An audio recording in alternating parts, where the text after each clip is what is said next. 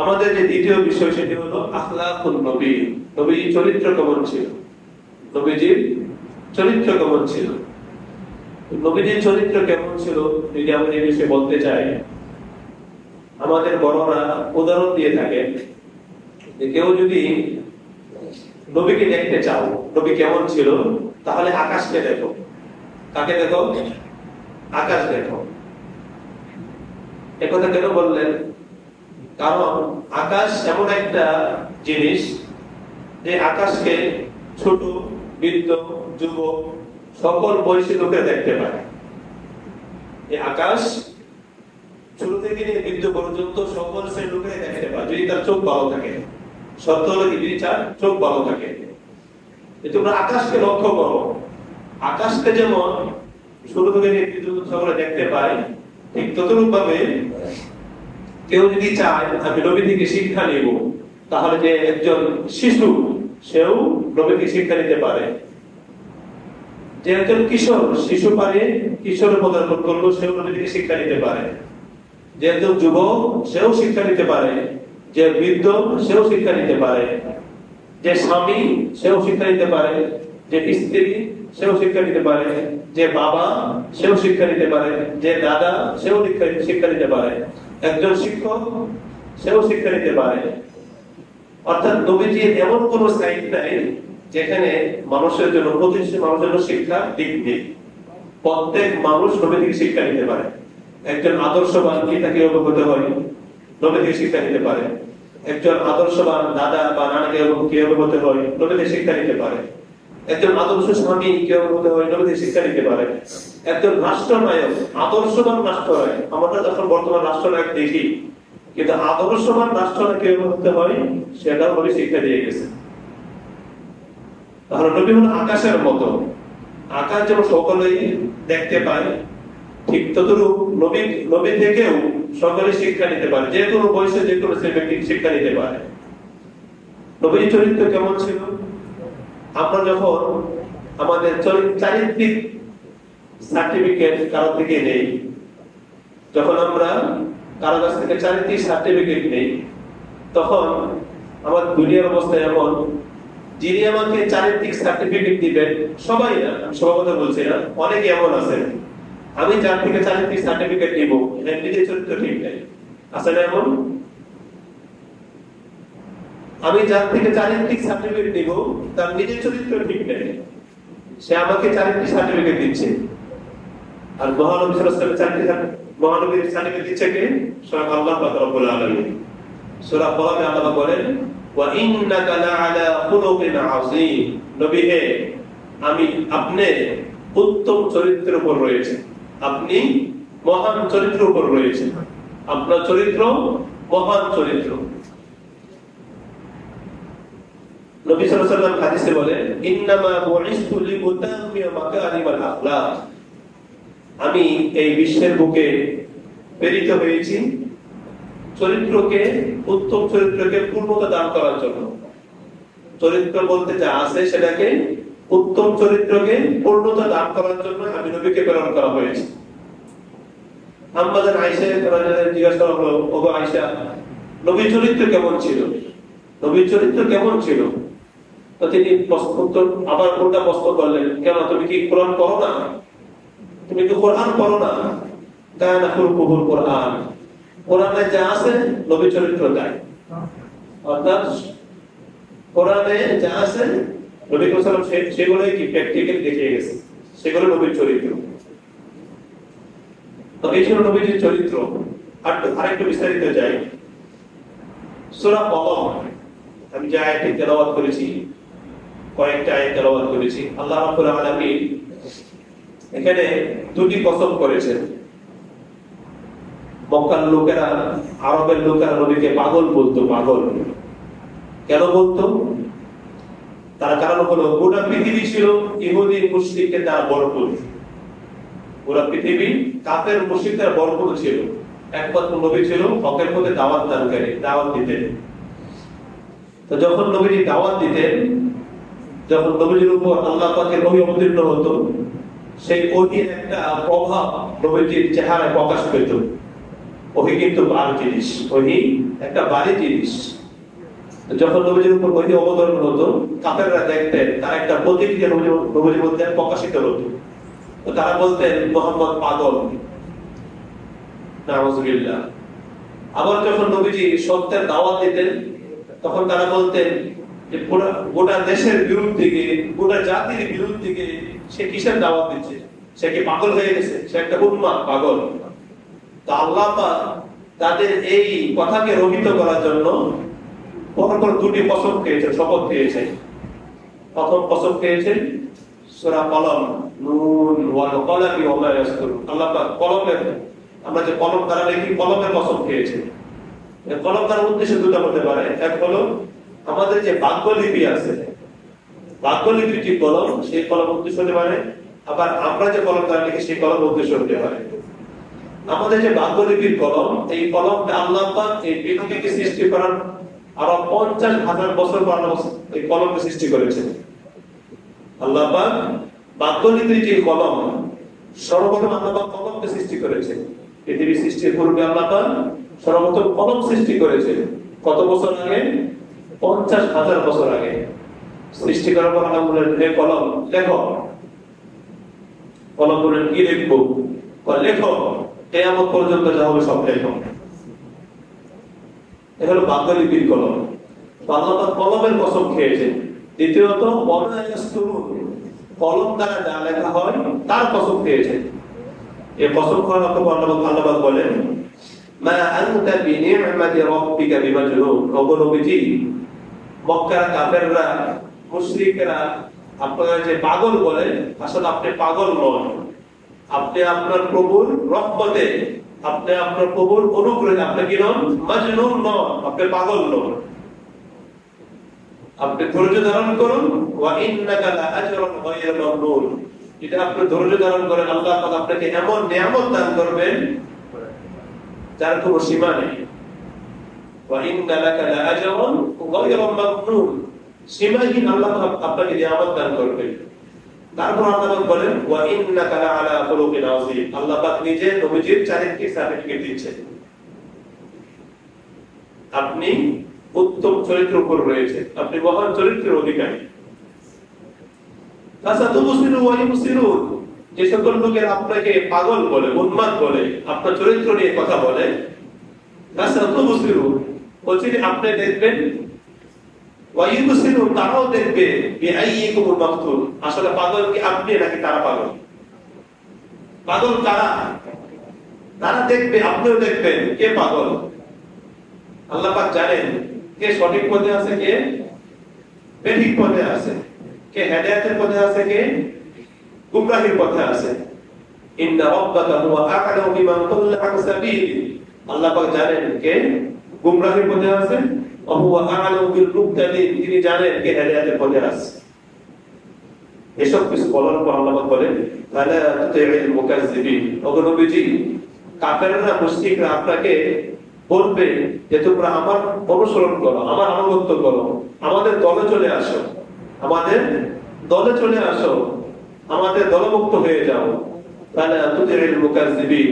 সুতরাং আপনি এই মিথ্যা রূপকারী, মিথ্যা মানতে অন্তর্ভুক্ত হবেন না, আপনি তাদের অনুসরণ করিয়েন না। কারণ তাদের চাওয়া হলো, তাদের ইচ্ছা হলো যে কোনো ভাবে হোক যদি নবীকে তাদের দলমুক্ত করা যায় বা কিছুটা নমনীয় করা যায়, তাহলে তারা আপনার প্রতি নমনীয় হবে।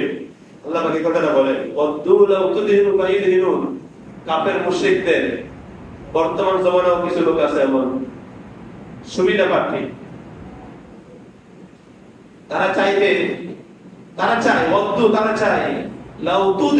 যদি আপনি একটু হকের পথে কথা বলা বাদ দিয়ে একটু নমনীয় হন, আপনি যদি নরম ভাবে কথা বলেন, মানুষ দেখবেন একটু গরম ভাষায় কথা বলে, মানুষ বলে আরে সে তো কুদে, সে কোনো গরম মুক্তি আছে বলে না। এমন ইসলাম তো শান্তির ধর্ম, ইসলাম সে নরম ভাবে কথা বলতে বলছে, ইসলাম নমনীয় ভাবে কথা বলতে বলছে, দাওয়াত দিতে বলছে।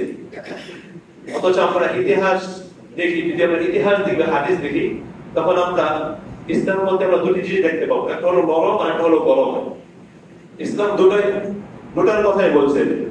ইসলাম দুটির কথাই বলছেন, নরম এবং গরম। কখনো নরম, কখনো গরম। ইসলাম কখনো সবসময় নরম হতে বলেন নাই। দুইজন প্রখ্যাত সাহাবী, একজন হযরত আবু বকর রাদিয়াল্লাহু আনহু, তিনি কেমন ছিলেন? নরম প্রকৃতির ছিলেন। আরেকজন হযরত ওমর ইবনে খাত্তাব রাদিয়াল্লাহু তাআলা, তিনি কেমন ছিলেন? গরম প্রকৃতির ছিলেন। তিনি কেমন গরম ছিলেন একটা উদাহরণ দেই। তিনি খলিফাতুল মুসলিমিন হযরত ওমর ফারুক রাদিয়াল্লাহু আনহু যখন ইসলাম গ্রহণ করেন নাই, তখন কাফেরদের মধ্যে তিনি সবচেয়ে বেশি সাহসী ছিলেন, হুঙ্কার দিতেন। এমনকি কাফেররা পরামর্শ করেছে যে মুহাম্মদ সাল্লাল্লাহু আলাইহি ওয়াসাল্লাম মাথাকে আনতে পারবে। একজন দাঁড়িয়ে গেলেন, তিনি কে? হযরত ওমর রাদিয়াল্লাহু আনহু, গরম ব্যক্তি ছিলেন। যখন কল্লা আনতে গেলেন, আল্লাহ পাক তাকে হেদায়েত দিয়ে দিলেন, যে কোনো কারণে হোক, লম্বা করা সেটি যাব না, আল্লাহ তাকে হেদায়েত দিয়ে দিলেন। তো যখন সে ইসলাম গ্রহণ করলো, তো কাফের থাকা কারণে সে যেমন গরম ছিল, ঠিক ইসলাম সে যেমন গরম হয়ে গেছে, আর বেশি গরম হয়ে গেছে। ইসলাম গ্রহণ করার পর সে উন্মুক্ত তরবারি নিয়ে, খোলা তরবারি নিয়ে মক্কার যে কাবা আছে, কাবা চত্বরে গিয়ে বললেন, হে আরববাসী, হে কুফার, হে মুশরিক, যদি তোমরা চাও যে তোমাদের কারো স্ত্রী বিধবা হোক, কথার ভাষাটা বুঝে, যদি কেউ চাও তার স্ত্রী বিধবা হোক, যদি কেউ চাও যে তার বাবা সন্তান হারা হোক, তাহলে সেটা আমার মোকাবেলা করে, সেটা আমাকে বাধা দেয়। কেন বললেন? ইসলাম গ্রহণ করার পর সাহাবীদেরকে মক্কা প্রান্তরে, কাবা প্রান্তরে গেলেন, সেখানে প্রকাশ্যে নামাজ পড়লেন, প্রকাশ্যে দাওয়াত দিলেন। অথচ ওমর ইবনে খাত্তাব রাদিয়াল্লাহু আনহু ইসলাম গ্রহণ করার পর আগ পর্যন্ত কোন মুসলমান সাহস করেনি তারা প্রকাশ্যে ইবাদত করবে। তো ওমর রাদিয়াল্লাহু গরম ছিলেন, আবু বকর রাদিয়াল্লাহু গরম ছিলেন। যে এখনো আলহামদুলিল্লাহ আমাদের কিছু হক্কানি আলেম আছে যারা গরম ভাষায় কথা বলেন, আবার কেউ আছে নরম ভাষায় কথা বলেন। সুতরাং ইসলাম দুটাকে সাপোর্ট করে, গরমকে সাপোর্ট করে, আবার নরমকেও সাপোর্ট করে। সূরা ফাতহের মধ্যে আছে, মুহাম্মাদুর রাসূলুল্লাহ ওয়াল্লাযীনা মা'আহু আশিদ্দাউ 'আলাল কুফারি রুহামা বাইনাহুম।